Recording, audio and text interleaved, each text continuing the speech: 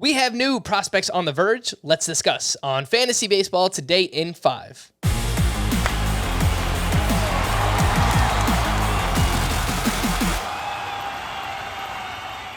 Welcome into FBT in 5. As always, make sure to follow and stream us on Spotify. Today is Saturday, August 13th. I am Frank Sanford, joined by Scott White. 5 prospects on the verge. Miguel Vargas, unfortunately, sent back down by the Dodgers. Corbin Carroll with the Diamondbacks. Josh Jung with the Rangers. Gunnar Henderson with the Orioles. And Alec Burleson with the Cardinals. Scott, the 2 names, new additions here. Josh Jung and Gunnar Henderson. Tell me more.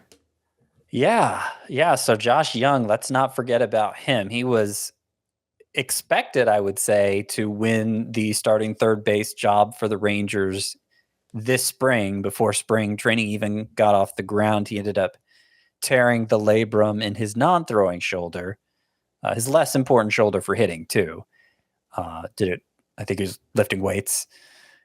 So he's finally back to playing in the minors, just wrapped up a rehab assignment in the lower minors, back at AAA now. He homered in his first game back. His numbers at AAA last year, so he split the year between AA and AAA, but just at AAA, he played 35 games, hit 348 with a 1088 OPS. So I would say Josh Jung's already proven he can handle AAA, and I think if they're convinced he's healthy, once he's proven that at that level, I think there's a good chance the Rangers go ahead and bring him up to get his feet wet before introducing him as their everyday third baseman next year. So that's obviously a position of great need in fantasy. Don't forget about Josh Jung. The other new addition, Gunnar Henderson. This is a name everybody needs to know because Baseball America, in its most recent update of its top 100, you know where they put Gunnar Henderson, Frank? Numero uno. That's right. Gunnar Henderson, according to Baseball America. Now, they're going to revisit in the offseason, of course, if he still qualifies as a prospect, because I'm saying he could get called up.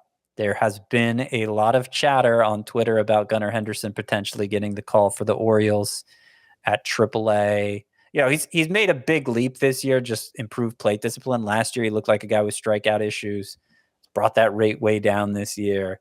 He's got power, he's got speed, and they ranked him the number 1 prospect. He's the complete package. And there's been a lot of chatter about maybe him getting the call. Longtime Orioles reporter, Rock Kabatko, actually retweeted a false announcement of him getting called up. So if somebody that plugged into the team could be fooled that way, you know, it tells me maybe it's not so far off. And the Orioles remarkably are in the playoff race. I don't know if that's really going to influence the decision or not, but it can't hurt. Can't hurt Gunnar Henderson's chances of getting called up. So right now I would put him in the same category as Corbin Carroll, who we talked about last time. I lean no on them getting called up down the stretch, but the upside is so high that if they do, you definitely want to be at the front of the line by having already stashed those players. Mm-hmm. And I think, just personally, I think Corbin Carroll might be the better prospect for fantasy, but for this discussion, I do think the fact that the Orioles are in the hunt for a wild card spot, I think that helps Gunnar Henderson's chances of being called up compared to Corbin Carroll's, because obviously the Diamondbacks are not playing for much this season. So I agree. Corbin Carroll is the better for fantasy. If I was doing my own top 100, which I will next year, he would be ahead of Gunnar Henderson for me. He would be my top choice. But I do want to mention, who's more likely. So Steve Gilbert, the Diamondbacks beat writer for MLB.com, has actually written that it seems likely Corbin Carroll will be called up before the end of the season. And he didn't have a quote from anybody in the front office or anything. It seemed kind of speculative. And again, I'm not as optimistic as he is, but he's more plugged into the team than I am. All right, 5 prospects on the periphery. They are doing something of note recently. Brett Baty, a third baseman with the Mets. Eguy Rosario, a second baseman with the Padres. Justin Durden, an outfielder with the Astros. Addison Barger, a shortstop with the Blue Jays. And Kyle Manzardo, a first baseman with the Rays.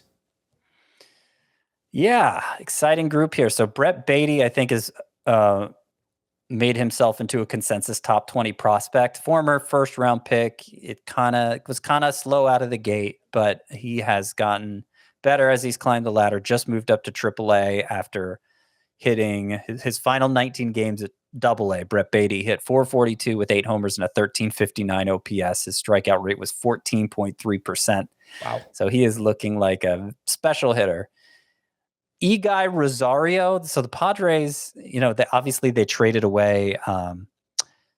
Let's see, who was it they traded? Estuary Ruiz in the Josh Hader deal. But Eguy Rosario is kind of like him in that he got pretty hyped for the tools as a teenager and then kind of disappeared for a while and has come roaring back here with a highly productive season as he's climbed into the upper minors. He's got power, he's got speed, he's 5'9", and that's always tricky to assess. He's versatile. He's a dynasty asset at this point, I would say, Eguy Rosario. The other three here are not as well known. Justin Dearden, Addison Barger, Kyle Manzardo. I would say of the three, Kyle Manzardo is the most likely to be a major success.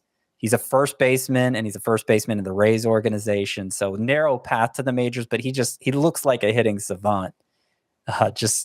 His numbers are ridiculous. All three of these players' numbers are ridiculous, but Justin Dearden and Addison Barger, they're more.